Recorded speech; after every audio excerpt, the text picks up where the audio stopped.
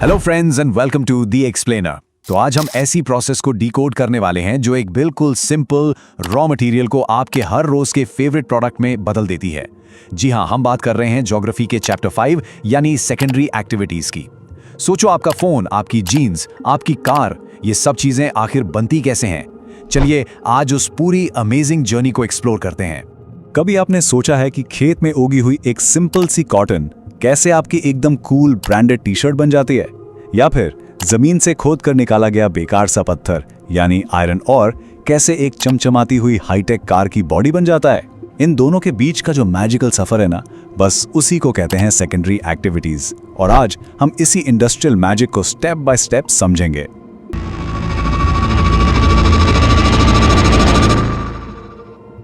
तो चलिए देखते हैं कि इस सफर में हम क्या क्या सीखने वाले हैं।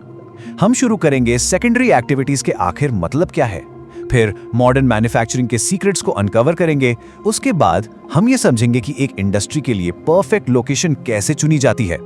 फिर हम इंडस्ट्रीज को उनके साइज, इनपुट और ओनरशिप के बेसिस पर बांटेंगे। और फाइनली हम मैन्युफैक्चरिंग के फ्यूचर यानी हाईटेक इंडस्ट्री की दुनिया में एंटर करेंगे। रेडी? तो चलिए शुरू करते हैं हमारे पहले सेक्शन के साथ। आखिर ये सेकेंडरी एक्टिविटीज का एक्चुअल मतलब है क्या? बिल्कुल सिंपल शब्दों में ये वो सफर है जो एक कच्चे माल को यानी रॉ मटेरियल को एक कीमती प्रोडक्ट बना देता है।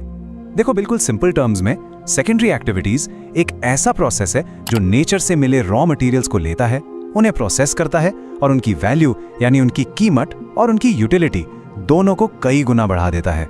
तो याद रखो, इस पूरे प्रोसेस का सबसे इंपॉर्टेंट कीवर्ड है वैल्यू एडिशन।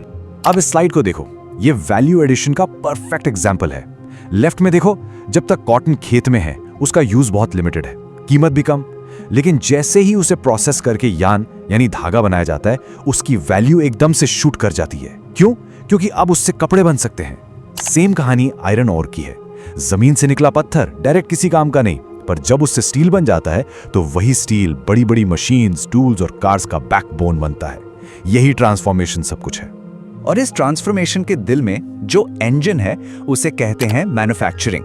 समझ लो, मैन्युफैक्चरिंग वो एक्चुअल प्रोसेस है जिसमें रॉ मटेरियल्स को हाथ से या मशीन से एक फिनिश्ड प्रोडक्ट में बदला जाता है। और इसका स्केल कितना विशाल है सोचो।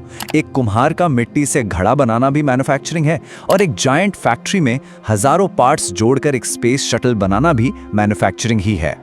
ओके, तो अब जब हम मैन्युफैक्चरिंग का बेसिक आइडिया समझ गए हैं, तो चलो अपने अगले सेक्शन में चलते हैं और देखते हैं कि आज की मॉडर्न लार्ज स्केल फैक्ट्रीज इतनी एफिशिएंट कैसे होती हैं। आखिर इनके पीछे के सीक्रेट्स क्या हैं? देखो, मॉडर्न लार्ज स्केल मैन्युफैक्चरिंग के कुछ कोर पिलर्स होते हैं। इनमें आता है स्पेशलाइजेशन ऑफ स्किल्स, यानी हर वर्कर एक काम में एक्सपर्ट, मैकेनाइजेशन यानी मशीन्स की पावर, कांस्टेंट टेक्नोलॉजिकल इनोवेशन, एक कॉम्प्लेक्स ऑर्गेनाइजेशनल स्ट्रक्चर और इनका पूरी दुनिया में अनइवन डिस्ट्रीब्यूशन। चलो इन सबको एक एक करके तोड़कर समझते हैं। सबसे पहले स्पेशलाइजेशन। सोचो, पुराने जमाने में एक ही क्राफ्ट्समैन एक पूरी कुर्सी बनाता था। टाइम भी लगता था, महंगी भी बनती थी।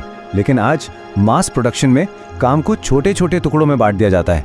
एक वर्कर सिर्फ कुर्सी का पैर काटेगा, दूसरा सिर्फ पॉलिश करेगा।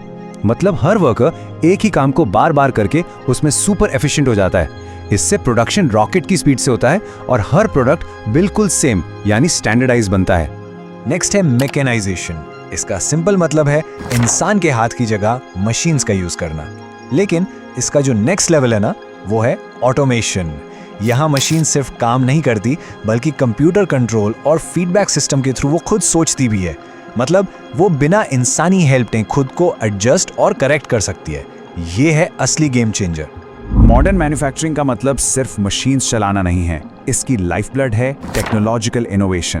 कांस्टेंट रिसर्च एंड डेवलपमेंट यानी R&D ही क्वालिटी को बेहतर बनाता है, वेस्ट को कम करता है, प्रोडक्शन को और एफिशिएंट बनाता है और पोल्यूशन जैसी बड़ी प्रॉब्लम से लड़ने के नए तरीके ढूंढता है।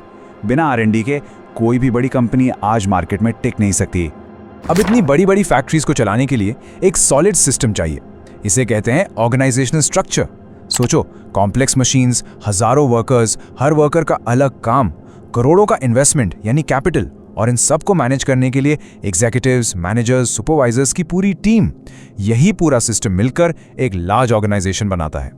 और यहाँ एक हैरान करने वाला फैक्ट है, इतना इंपॉर्टेंट होने के बावजूद मॉडर्न मैन्युफैक्चरिंग दुनिया के 10% से भी कम लैंड एरिया पे कॉन्सेंट्रेटेड है। और यही छोटे छोटे इंडस्ट्रियल पॉकेट्स पूरी दुनिया के इकोनॉमिक और पॉलिटिकल पावर के सेंटर्स बन गए हैं। इसलिए खेती के मुकाबले फैक्ट्री जमीन कम लेती है, लेकिन लोगों को एम्प्लॉयमेंट बहुत ज्यादा डेंसिटी में देती है। तो अब सबसे बड़ा सवाल उठता है, अगर आपको एक फैक्ट्री लगानी है तो कहां लगाएंगे? ये कोई रैंडम डिसीजन नहीं होता दोस्त, ये एक कैलकुलेटेड हंट है, एक परफेक्ट लोकेशन की तलाश। क्योंकि हर इंडस्ट्री का एक ही गोल है, प्रॉफिट को मैक्सिमाइज करना, और इसका सीधा मतलब है कॉस्ट को मिनिमाइज करना। तो एक इंडस्ट्री की लोकेशन इन चीजों पर डिपेंड करती है।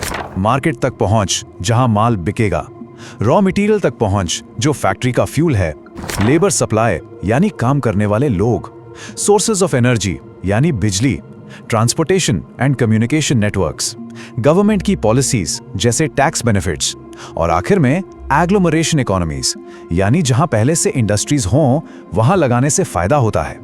इंडस्ट्री वहां लगती है जहां इन सब का बेस्ट कॉम्बिनेशन मिलता है। पर कुछ इंडस्ट्रीज ऐसी भी होती हैं जो इन रूल्स को ज्यादा फॉलो नहीं करती। उन्हें कहते हैं फुट लूज इंडस्ट्रीज।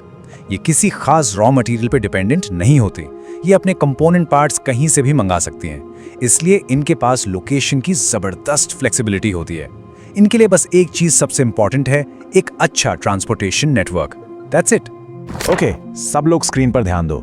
ये जो चार्ट आप देख रहे हो ना, ये इस पूरे चैप्टर की मास्टर की है। इसे अच्छे से समझ लिया तो पूरा चैप्टर आपकी मुट्ठी में।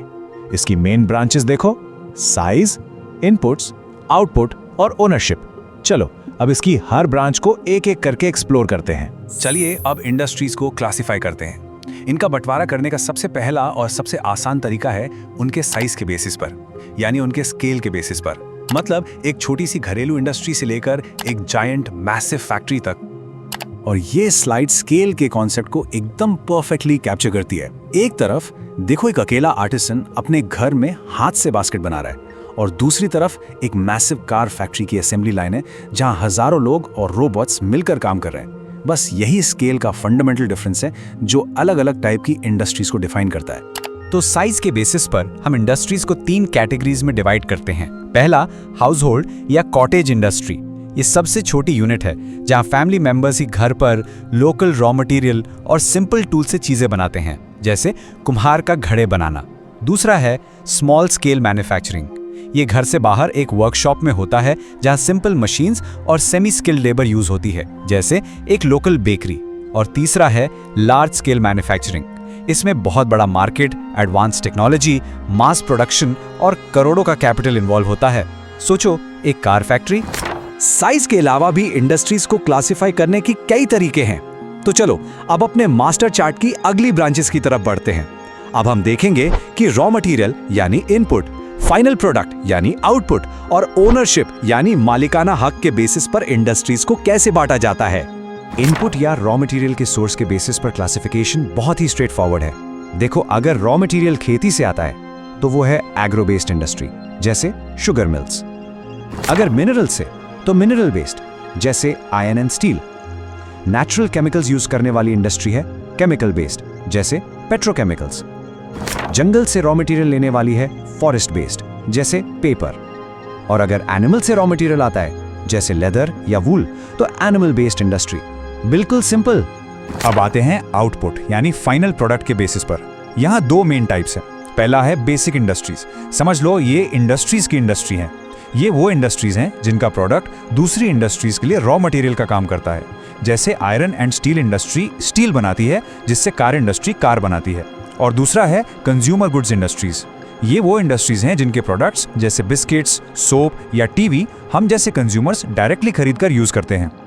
और अब हम पहुंच गए हैं अपने फाइनल और सबसे एक्साइटिंग सेक्शन पर। ये मैन्युफैक्चरिंग का सिर्फ फ्यूचर नहीं बल्कि प्रेजेंट भी है।